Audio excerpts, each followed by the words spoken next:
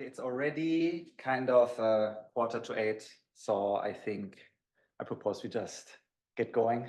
So please, Anna Lindley, thank you so much. Everyone, thank you so much for being here, and let's go.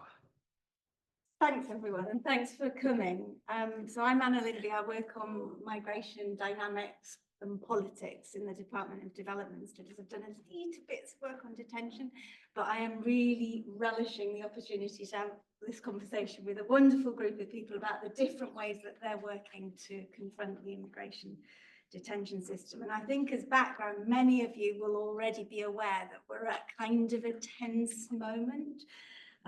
So the UK was expanding use of immigration detention substantially over the course of the 2000s up to 2015 when it peaked. After that, it started to decline.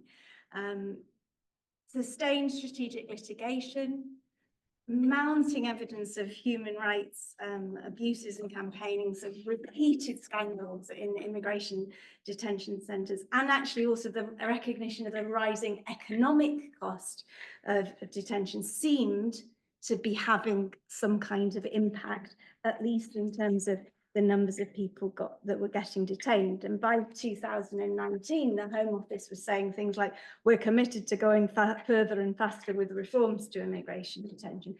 But at the end of the last year, our speakers will know what the figures look like now, but by the end of last year, the numbers of people being detained were around the same as 2019. And alongside that, we've seen the expansion of the use of mass forms of accommodation for asylum seekers, which have kind of sort of shades of carcerality, as my colleague Paolo Novak puts it. Really importantly, despite a mass of evidence, parliamentary inquiries, reviews,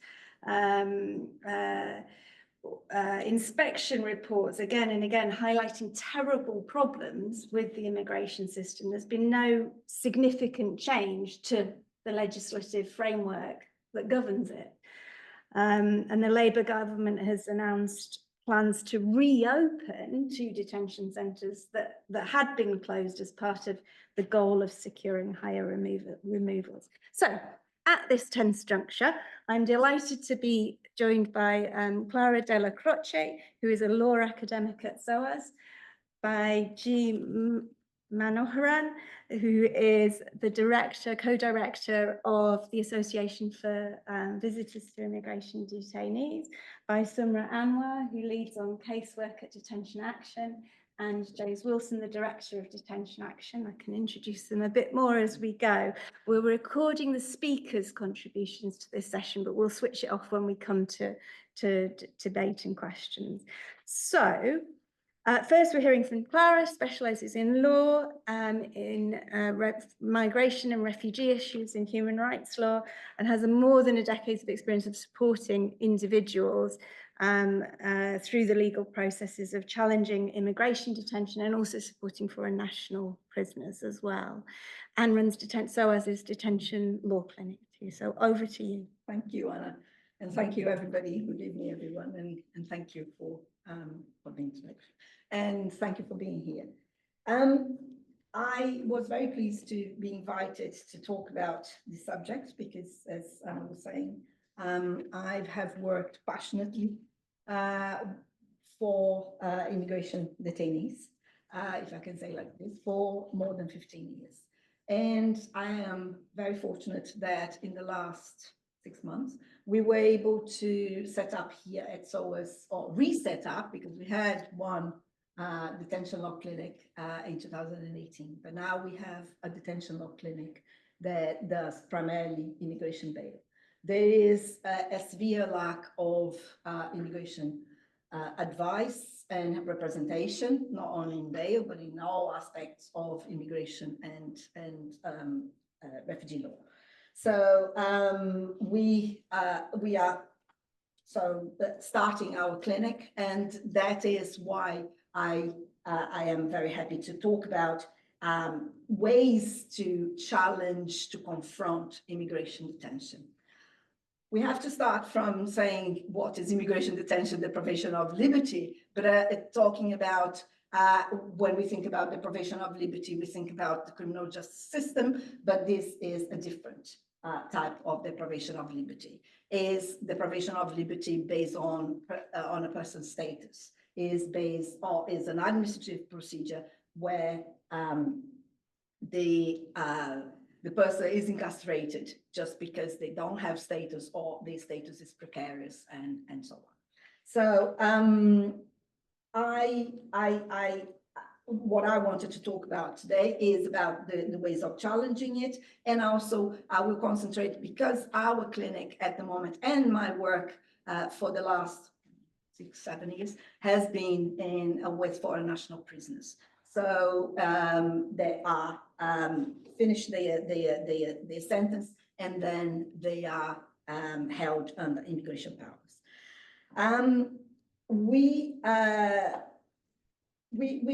I think it's important to think about immigration detention as a form of incarceration, but it's also important to think about the detrimental effects of incarceration on the migrants.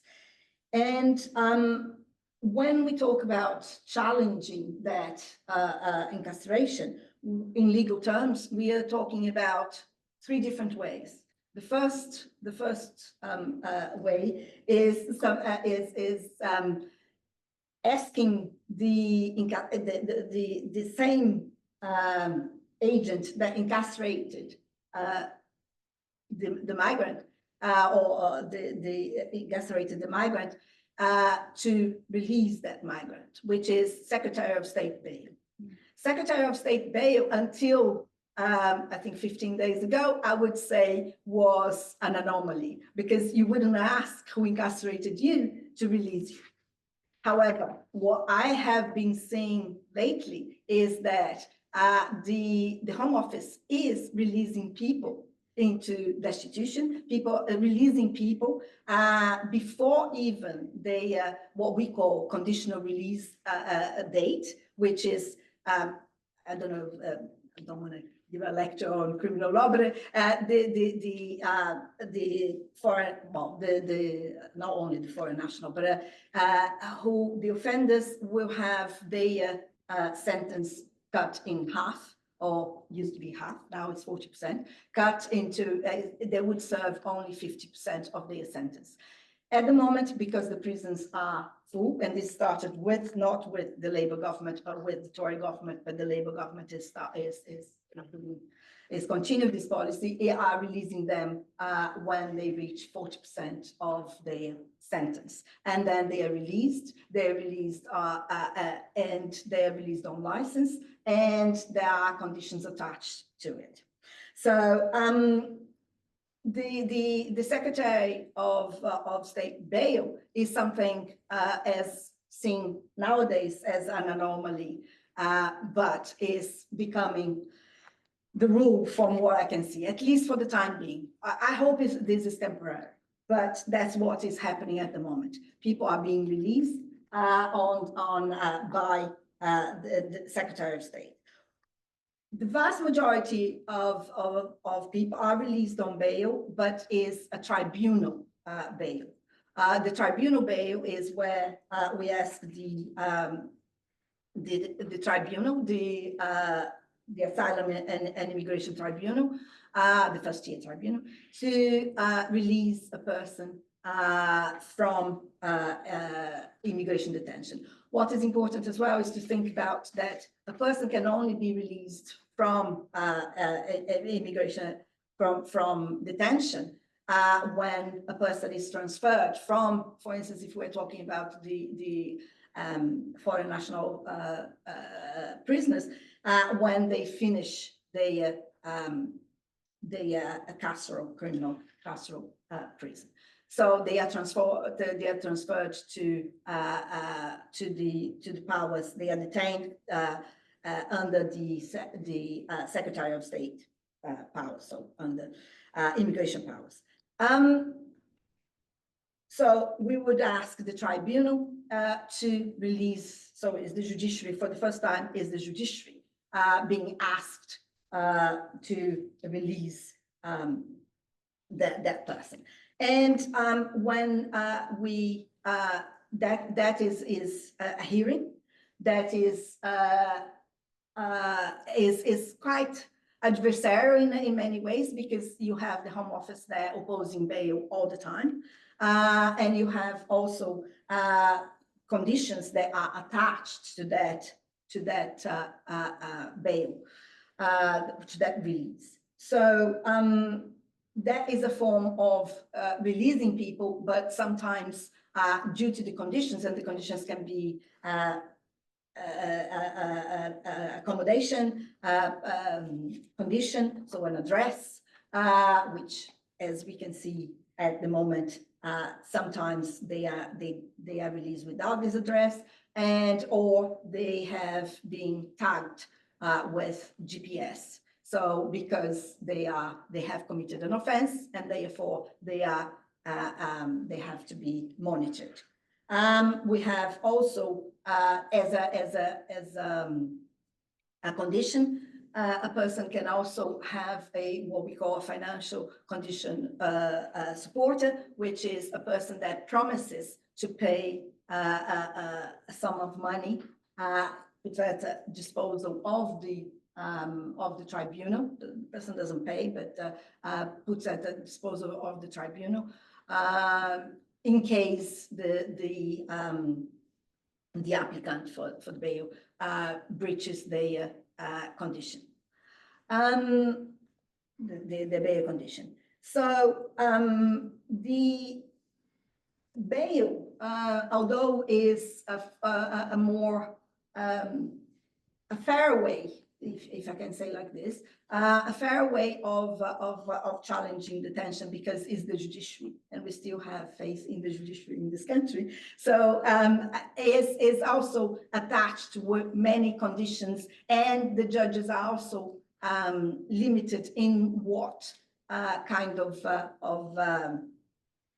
release that they can offer. Sometimes is dependent for foreign nationals. They have to have accommodation. They have to have accommodation that is approved by probation, and the judges are not there either to, they are there to make an assessment of risk. They are not there to look at the length of detention, if the detention is lawful either. That's not an assessment within bail. So we are challenging the detention, but we are not challenging the lawfulness of the detention.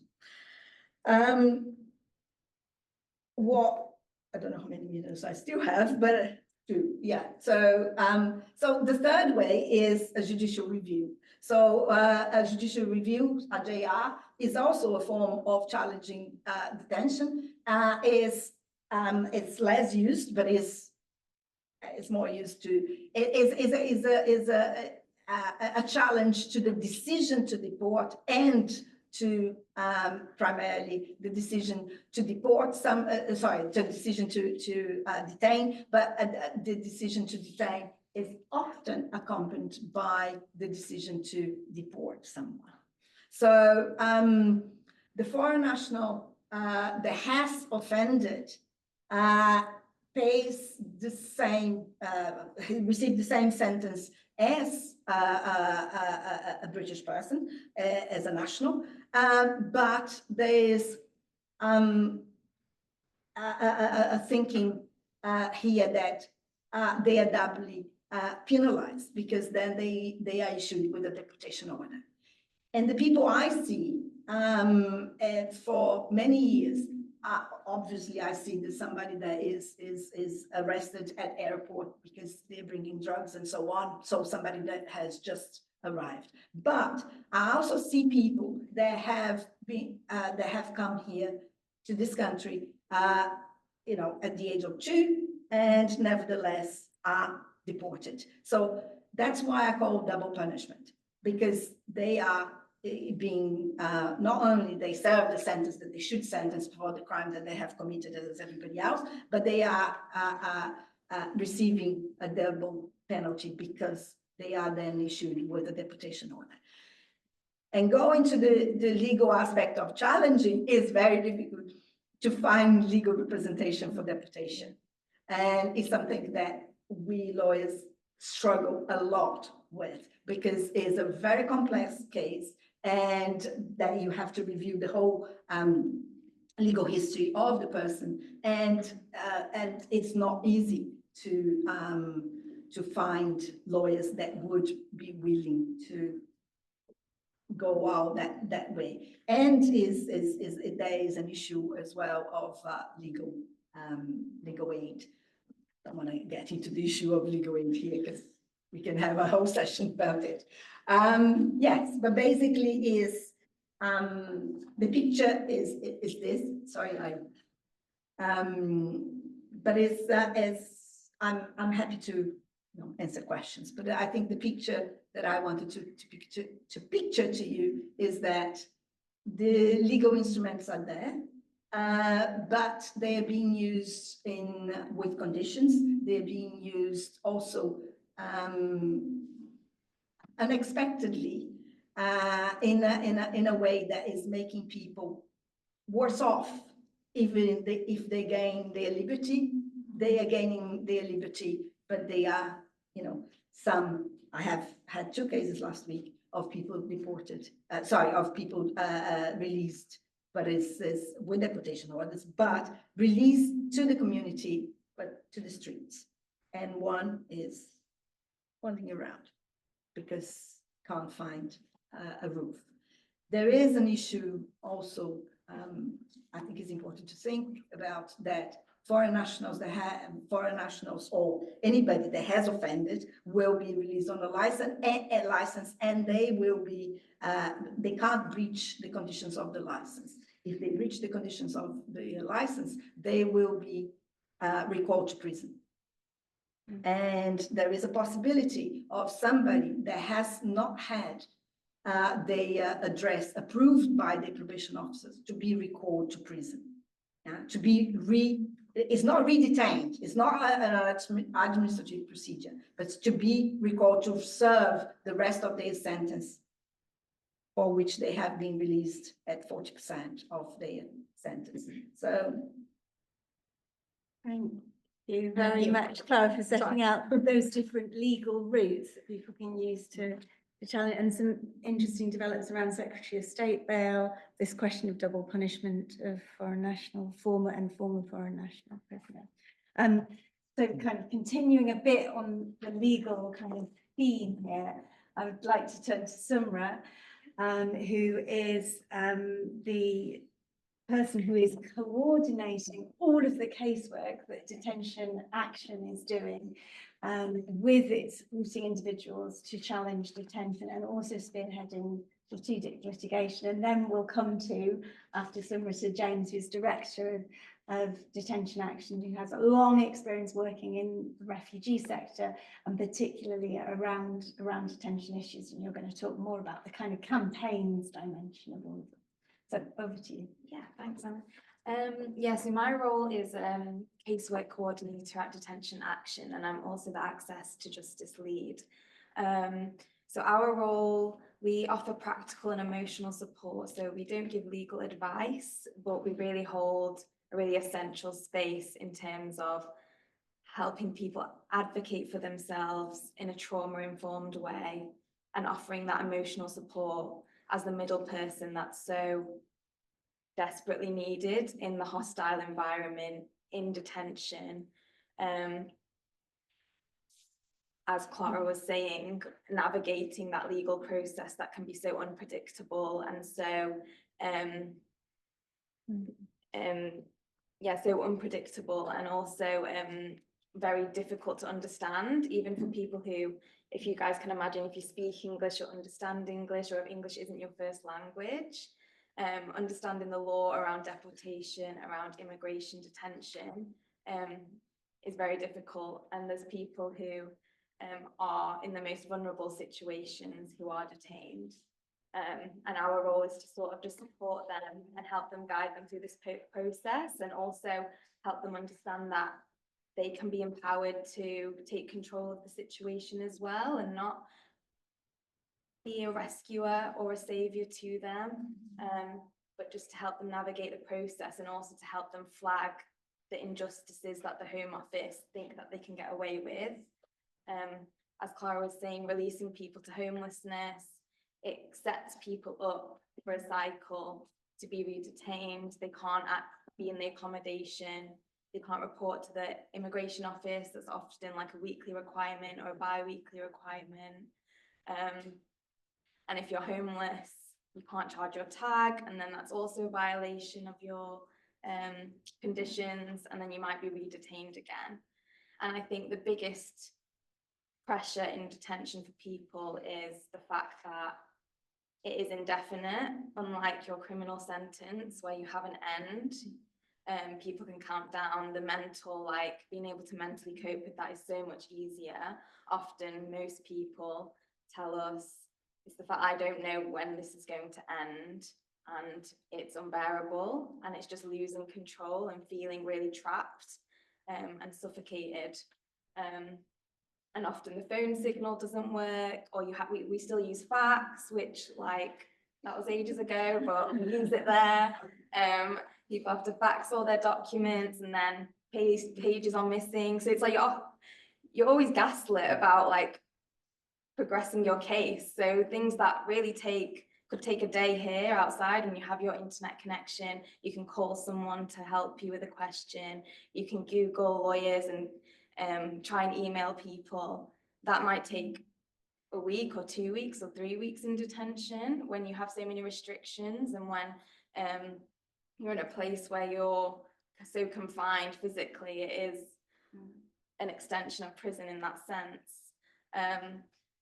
So in terms of like the advocacy we do at Detention Action, we do help people, refer them to lawyers when they are available. We are in the context of a legal aid desert as well. So sometimes we can also feel helpless in that to really progress someone's case. We can identify what needs to be done, but having the capacity to do that often takes organisations like Bail for Immigration Detainees to help the person apply for bail, medical justice if they might need a medical report, because often the Home Office doesn't recognise people have medical conditions that they shouldn't be detained. And then often when you're detained, you don't only need an immigration lawyer to challenge your deportation order, it turns into needing someone to challenge a human rights abuse of being detained too long. Some people can be detained for years, 6 months to a year past their sentence, and they don't know when they're leaving. And then when they finally do get that bail, when the judge says to them, you know, you should be released, they need to wait for Home Office accommodation.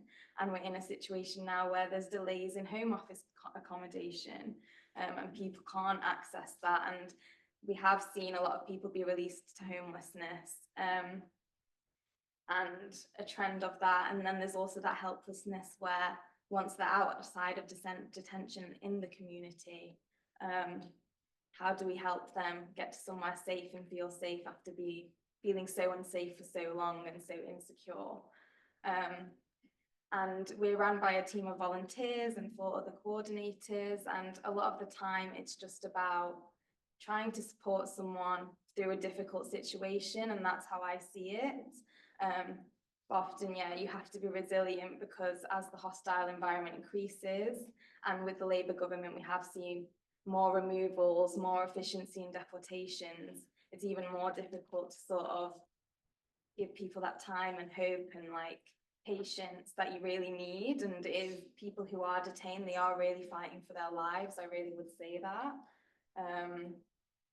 And yeah, no, I really value the work we do, because sometimes lawyers have their role and doctors have their role, and people do really need that someone just to give them that emotional support and be there by their side, and someone from the outside to help them feel, give them that hope and just be listened to as well, especially when there's people who have been through trafficking, seeking asylum, faced the criminal justice system, the racial dynamics of detention and the criminal justice system. Just having someone to listen and feel heard. I think that's the most essential part of our role that I really value. But yeah. Thanks, Sandra. Hi everyone. So I'm James. I'll try and be fairly speedy, so we've got gives you time to speak and get questions. I wanted to speak a bit more about the campaign side of Detention Action's work. So Detention Action, very briefly, has been in operation since 1993. We started as a volunteer visitors group, visiting people held in detention at Heathrow, which is remains the focus of our work today, and the brilliant work that Summer and her colleagues do to support people directly. There's now two main halves to our work. There's the frontline side of our work where we're supporting people directly in detention, and there's the campaign side where we're campaigning in a variety of different ways for fundamental reform. There's quite a lot of different things that we're doing, and we're usually trying to do too many things at once. But a key ambition for us is that all of our work, all of the campaign side of our work, is rooted ultimately in the first-hand experiences of people who are in detention and have been in detention. But in the interest of time, I want to just talk briefly about our main advocacy focus over our history state, which has been for an end to indefinite detention. So as Summer mentioned, in the UK, unlike every other country in Europe, there's no time limit to detention at all. There are European countries where the time limit is really long, like months and months. So it's a variable picture. But every other country has a backstop point where if the person hasn't been removed, they should be released from detention. We don't have that. And it's long been our focus to try to end that and to push for the introduction of a strict 28-day time limit. In terms of why we work towards that, rather than say an end to indefinite detention, an end to detention altogether, or other key way reforms, I think firstly the lack of a time limit is notably egregious and it's ridiculous, and it's notable that the government never have a justification for it, and when pushed even in sort of private meetings, civil servants will actually resort to denying that we have indefinite detention, as if indefinite and forever meant the same thing. That literally they will just deny we have indefinite detention on the grounds that no one's actually in detention forever. The average time someone's detained varies, but will usually be will be a few weeks, but we work with people who can detain months, and most of the time we will have often a handful of clients who've been detained over a year. I once met someone who was in his 6th year of detention, had been at every detention centre then open in the UK, and without going too much into his case, he was somebody, numerous health problems, had a bag of medication with him, and the idea that he was actually likely to be removed to his country of origin, or there was any justification for detaining him, was absurd. So it's ridiculous.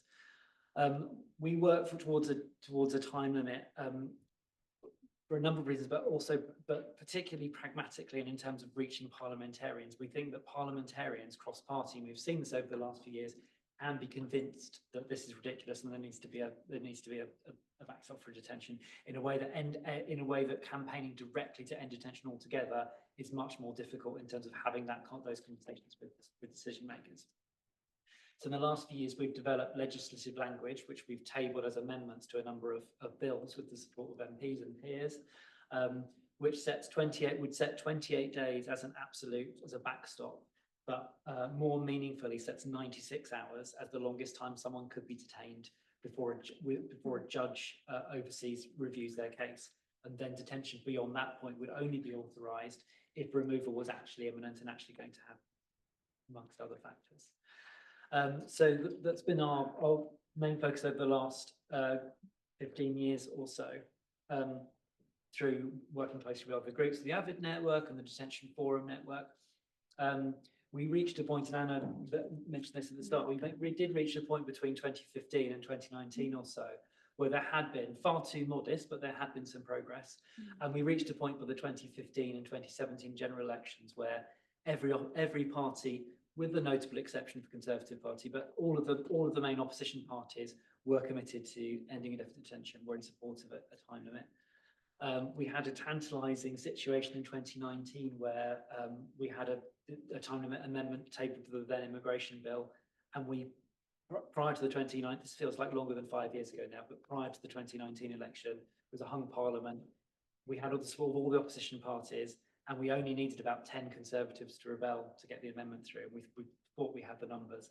And then Boris Perot Parliament, and we know what happened next in terms of the election. But we had this tantalising moment. We won a vote in the House of Lords 4 years ago on the time limit. So we believe it's tangible, and we believe it's achievable. There's also been an increasing body of evidence from bodies, from medical bodies, from inspection bodies, from the IMB, the Independent Monitoring Boards, shining more light and bringing more evidence of the damaging impacts of indefinite detention. And as someone was describing, that process, always adding days up in detention rather than even being able to count them down to a probable release date. We've had parliamentary reports and inquiries supporting the time limit, the call for a time limit. And last year, really significantly, the Brookhouse public inquiry, the first ever public inquiry into detention in the UK, also echoed the call for the need for a time limit. So we believe that the momentum is with this campaign. And I would say, in terms of this government is where we are, I think Anna's absolutely right. There's some very worrying things in terms of the expansion of detention. We think there's very likely to be a return to some form of detained fast track, where people from certain countries are detained pending on the expectation of negative asylum decisions and potentially removed quickly. That's a very real risk at the moment. But I would also say, this is a sort of pessimistic way to get to optimism, if you like. But I think we have to assume that this government and this parliament might be the best chance for significant reform, progressive reform around immigration we get for some time. There's a huge number of new MPs, people who don't know very much at this point about asylum and detention, lots of people to reach and build relationships with, hence that being a big focus for us. Thanks, James and Simra. Kind of a great sense of the spectrum from micro level to more macro level work there. I'm just going to turn to G, who has the last word. So G co-leads the Association for Visitors to Immigration Detainees, and I think you're going to talk to us about your experience leading that sort of coalition, informed by your own experience of detention and kind of thinking about what solidarity means in this space. I'll also stand because mainly because I've had a long day. Otherwise, I'll sleep and you will sleep. But also, partly to do with the long day, I've also written a speech so that I'll read it out, and I apologize. I usually don't stick to script, but I think if I don't now, you'll be here for the next 2 hours. I think when the ICOP this was planned, and last week I realized, oh, this is just us, and it's actually all of us here, part of AVID network as well. And there are also, more than us, there are other organizations like, James mentioned, Detention Forum, which is a coalition of different organizations, but also Bay for Immigration Detainees and Medical Justice, who also does lots of work, parliamentary work as well. I want to shout out to them. I've written in a speech in some ways is about my own lived experience of going through the system, but also working in the sector for the last 10 years. So some of the points might sound controversial, but lend me a year until the end of my speech, and I'll get to the point. I wanted to begin by confronting you all and with a simple statement, say that I shouldn't be here. Not that I'm walked in the wrong room and I'm about to give a lecture on history of art and archaeology. I meant a bit more deeper than that. The unassuming corridors of power, either it's academia or Westminster or even NGOs, quite often, rarely, if ever, see people like me who raises their voice or even have a table at this, have a seat at the table with equal opportunities. People like me who have lived experience of immigration detention, who the government would supposedly call illegal, or immigration offenders. That's the recent words the MPs are using to describe anyone who are going through detention. Let me take it back to the walls of detention, where the place feels a bit like it exists out of time and humanity, as similarly what Samra was saying. They still use fax. Who does use that? We are not allowed to use our phones. We are not allowed to use social media. So it does literally exist out of time and humanity. Imagine a space where hope goes to die. The silence is never peaceful, but oppressive. And it's the sound of waiting, that wondering when you'll be free again, which is quite deafening. And I was detained in Larne House in Northern Ireland. It's a residential short-term holding facilities. and then moved to Colombo Immigration Removal Centers, where James and Samra would quite often weekly go and visit, and Detention Action visits there. Inside those walls, my humanity was stripped bare. My name became a number, and my life became a file. And my freedom tied to a decision who will be made by someone I've never met and never see them again.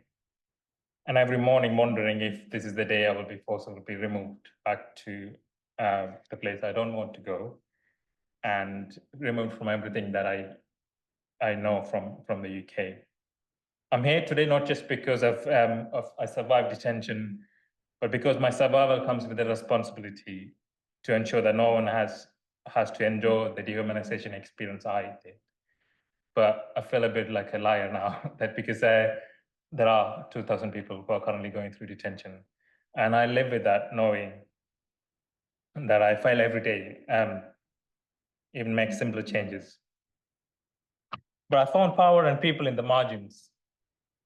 This is why I had set up visitor groups in Northern Ireland, in Larne House, not only to, I swear this is me being tired, that's why I'm being emotional reading it, but not only to support those detained, but to defy the system. Visiting, I see, is an act of solidarity. Is a way to say you're not alone, you're not invisible. This isn't just about offering kindness, it's a statement of resistance. To be present, to witness, to see the things detention tries to raise, hard to raise. In this way, visitation is not just a humanitarian gesture, it's a political one. That's how I see it, and local communities' defiance. Visiting someone in detention is a way to disrupt the isolation that these centers are designed to enforce. Detention thrives on invisibility, on separating people from their communities and making them feel that they have been forgotten by the outside world. When we visited, we break through literally through that wall. And it's a way to hold on to our shared humanity of the system, beautifully explained by Samra, and seek that the system that seeks to strip away. For me personally, I actually created Larne House so that I was still a asylum seeker and I was visiting there, and I started it 10 years ago. Selfishly, I don't, if I get re-detained again, I at least know the guards, that they will treat me better. That was my selfish ideal. But it was 10 years since our first visit, and I don't think my visions to resist have been achieved. Instead, we've gone down the path like all the other groups before us, reformist to reform, and scared to move against the Home Office or center management. This is quite uncomfortable, knowing that it's took 10 years. As a person with lived experience and yet carry a burden of being pragmatic on my line of work, I quite often feel like a fraud, balancing the policy work and wanting to dismantle the whole system and its entirety. Let's not sugarcoat it. We don't live in an equitable or an inclusive or just world. When we talk about immigrant detention, we must begin by acknowledging this fundamental truth. And if the planning and execution of any campaigns on policies or reforms don't start from that premises, they risk perpetrating harm. Even with the best intention, systems without lived experience at their core end up furthering oppression, the very people they claim to uplift. This, I believe, is the greatest flaw in the fight against detention, the failure to truly center the perspective of and leadership of those who have lived it. But I think probably in the last 5 years, it's been increasing a little bit more. But here's the challenge. Centering lived experience requires a redistribution of power. And let's face it, power doesn't want to share. Either activists or NGOs or policymakers or parliamentarians often say that they want to include lived experience, but quite often it becomes tokenistic and a tick box activity. If you remember nothing else, I say today, remember this, there's no policy, no law, no reform, and no academic framework more powerful than someone's story. A story can make people uncomfortable, and it should. And it challenges the status quo, disrupts the neat narratives, and reminds us that these systems aren't just broken, they're designed this way. And it's functioning as it should be. And here's the catch. If you're not careful, the stories themselves can be co-opted, sanitized, and turned into statistics. A story isn't just a data point. a person is in a case study, and lived experience is in a garnish for campaign. It's a foundation, it's the main code. Lived experience isn't just anecdotal evidence, it's a survival manual. It's a roadmap to understanding not only what needs to change, but also to how to make these changes last. I think I'll cut some of these things. But what does this even mean for all of you? Like it means that embracing the lived experience, not as an afterthought, but as a centerpiece of everything we do. We need to ask hard questions. How often do we invite people with lived experience to the table? Are we creating the campaigns that reflect the reality or our assumptions? Why is detention normalized? Why is it legitimized? Why is it even legal? Or why are the most affected excluded from these conversations when they should be the one forefronting it? And most importantly, who benefits from keeping things the way they are? Because why politicians play their power games and the NGOs hedge their bets like ours? It's ordinary people, students and protesters and visitors and communities who can shift the tide. When you start asking these questions, you'll see why lived experience isn't just important, it's essential. I did imagine that there's going to be sea of people I'm going to speak to, but that's I'll end with this. I shouldn't be here, not because I don't belong, but because detention shouldn't exist. And that fact, it does. It's the failure of our collective imagination and our collective action. And the fight against it isn't just about freedom for some, it's about freedom for all. And it's about our collective liberation. But make no mistake, this isn't just my fight, this isn't our fight, and it's yours too. But we were here because we refuse to let that failure continue unchecked, and I refuse to let this fight to be led by those who have the least at stake. Let's center the voices of those who lived it in the absence of it, because until we do, none of us are fully free. Thank you.